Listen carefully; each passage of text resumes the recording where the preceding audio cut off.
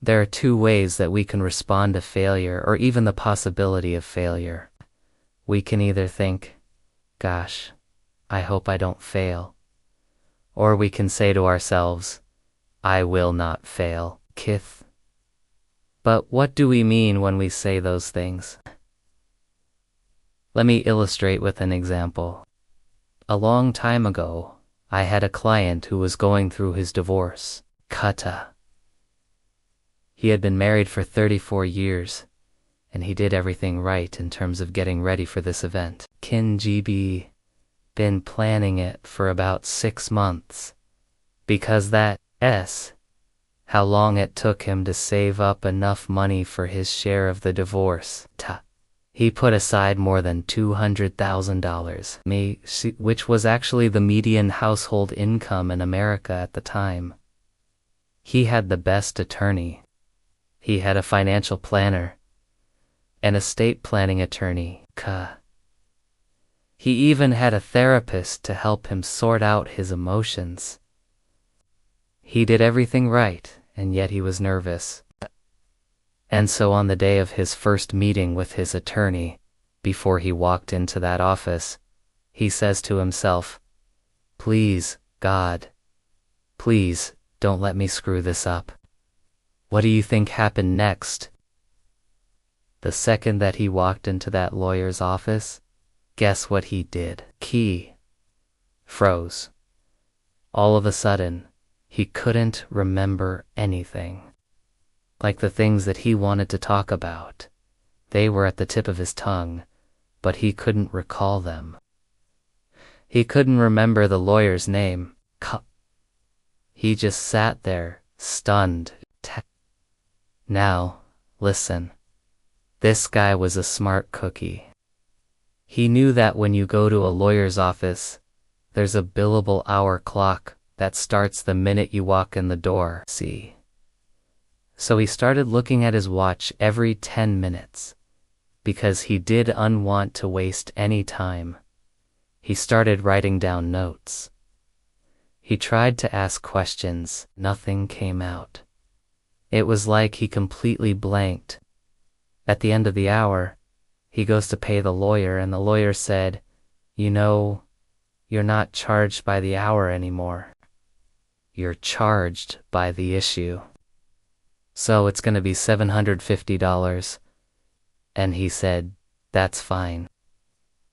So the lawyer said, "Well, what brings you here today?" He said, "I'm getting divorced." The lawyer said, "Well, that sounds serious. Let's talk about it." But then he just repeated everything that he had already said. This guy, again, being the smart cookie that he is, goes home and he calls his wife and he says, "Hey, listen, I'm having some problems with my divorce. How much do you think it's going to cost?" She says, "Oh, the lawyer told me it's going to be expensive. He told me it's going to cost you $5,000 at least." He comes back the next day. He says, "Okay, what do we need to do?" They sit down and they're talking. And finally, this guy looks at his lawyer and he says, "What's the worst thing that could happen?" Lawyer says, "Well, you lose everything." So, he says, "Assuming I'm gonna lose everything, what's the best thing that could happen?" And the lawyer says, "Well, you keep everything." This guy thought about that for a moment and he says, "So how do I do that?" Failure isn't who you are. It's something that happens to you. And that distinction matters. If you've ever heard the phrase, "the obstacle is the path," well, this is why that makes sense. We always look at obstacles as bad things that happen to us. But if we shift our perspective a little bit and we say, "Gosh, this sucks, but what opportunities might come from this?" Well, then suddenly we start looking at life differently. When we take ownership of our lives, we stop blaming other people. When we stop blaming other people, we free ourselves up to make better decisions. Quit. And when we make better decisions, we become more fulfilled and happier.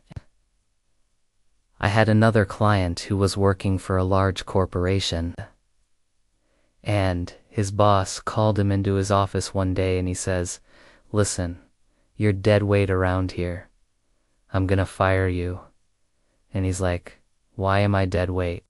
And the boss says, "Because you're always late. You don't get your work done on time. I'm gonna fire you, Queen." And he's like, "But I've been here for 18 years. You can't fire me for tardiness."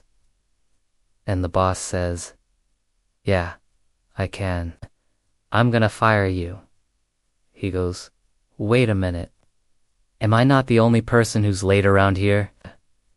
Boss says, "No, everybody's late, but you stink."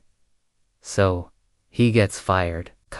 He calls up his best friend and he says, "Guess what? They fired me." His best friend says, "How bad is that?" He says, "Not good." Then his best friend says, "What are you gonna do?" And he says, "I don't know. I never thought this would happen to me." His best friend says, "What makes you think that?" Q says, "Because I've been there for 18 years. Hiss. Best friend says, "Listen, you've been there for 18 years and nobody seems to appreciate it. Maybe it's time for you to do something else." In this case, this guy ended up starting his own business. And I told this story in another video, but the point here is that sometimes failure is a blessing in disguise. Key. And if we choose to embrace it, it can be one of the best things that ever happened to us. Kumpa. When we take responsibility for our lives, we realize that failure is just a temporary setback on our journey. Failure isn't who we are. It's something that happens to us, and that's really important. A few years ago, I did a video about how accepting failure changes everything. And I gave a bunch of examples. One of them was Michael Jordan. You know, he got cut from his high school basketball team. He tried out for the Olympics and he didn't make the team. He was also cut from his college team. Grin. And of course, he's one of the greatest players of all time. Another example is Steve Jobs. You know, he was kicked out of Apple early on, and he had to wander around for years without a job until he eventually came back. But because he was able to accept failure, he was able to change the world. Here's another example. Back in 1968, a young man named Jim Valvano was trying out for the Olympic basketball team, and he was competing against guys who were 7 feet tall, and they had these tremendous reach and athleticism, talented Chloe. In fact, he wasn't even close to making the team. He had to shoot hundreds of baskets after everyone else left to practice his free throws. Kuma. And he remembers shooting 1,000 free throws a day, day after day, for weeks on end. And he kept missing. One day he looks up and he sees a coach watching him and he stops and he looks at the coach and he says, "Am I doing it wrong, coach?" And the coach says, "No, you're not doing it wrong. You're just not very good, kun." And he says, "Is there any way that I can improve?" Coach says, "Yes, practice more, co." And he said, "But I've been practicing more." The coach says, "You haven't been practicing the way a champion practices, tug." So Jim asks him, "How does a champion practice?" Coach says, They don't care whether they make or miss. They just shoot. Sue.